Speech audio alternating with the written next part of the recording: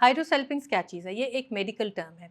कुछ ख़वातीन में अगर ट्यूब ब्लॉक हो जाए तो फिर उसके अंदर फ्लूइड इकट्ठा होने लग जाता है और इस फ्लूइड कलेक्शन को हम हाइड्रोसेल्पिंग्स कहते हैं, जो कि अल्ट्रासाउंड या के ट्यूब्स का एक्सरे जिसको हम हिस्ट्रोसेल्पिंगोग्राफी कहते हैं उसमें ये डायग्नोज होता है।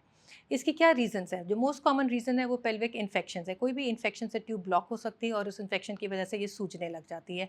कुछ और केसेस में एंडोमेट्रियोसिस एक वजह हो सकती है। पेट की अगर प्रीवियस सर्जरीज हुई हैं या पेल्विक सर्जरीज हुई हैं उसमें भी एडिशंस की वजह से भी ये हाइड्रोसेल्पिंग्स हो सकता है और कुछ केसेस में ट्यूबरक्लोसिस वजह है हाइड्रोसेल्पिंग्स की। अगर हम इसके सिम्टम्स की बात करें तो कई दफ़ा इसकी कोई भी सिम्टम नहीं होता, पेशेंट को पता भी नहीं चलता। रूटीन टेस्ट या इन्वेस्टिगेशंस पे पता चलता है कि उनकी ट्यूब्स की स्वेलिंग है। इसके बरअक्स दूसरे पेशेंट्स को पेट के निचले हिस्से में दर्द रह सकती है, क्रॉनिक वजाइनल डिस्चार्ज रह सकता है और जब वो अपनी इनफर्टिलिटी की वजह से टेस्ट करवाते हैं उस वक्त डायग्नोस होता है कि ट्यूब्स बंद हैं और वो सूजी हुई हैं, जिसको हम हाइड्रोसेल्पिंग्स कहते हैं।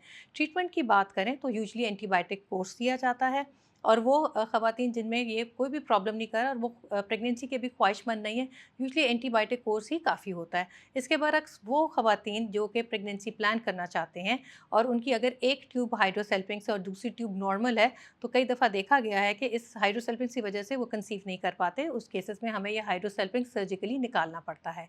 जिनकी दोनों ट्यूब्स ब्लॉक्ड हैं और हाइड्रोसेल्पिंग्स हैं और वो आईवीएफ इक्सी का प्लान करना चाहते हैं, उस सूरत में भी ये अफेक्टेड हाइड्रोसेल्पिंग्स वाली ट्यूब को निकालना बेहतर समझा जाता है ताकि आईवीएफ इक्सी का सक्सेस बढ़ सके।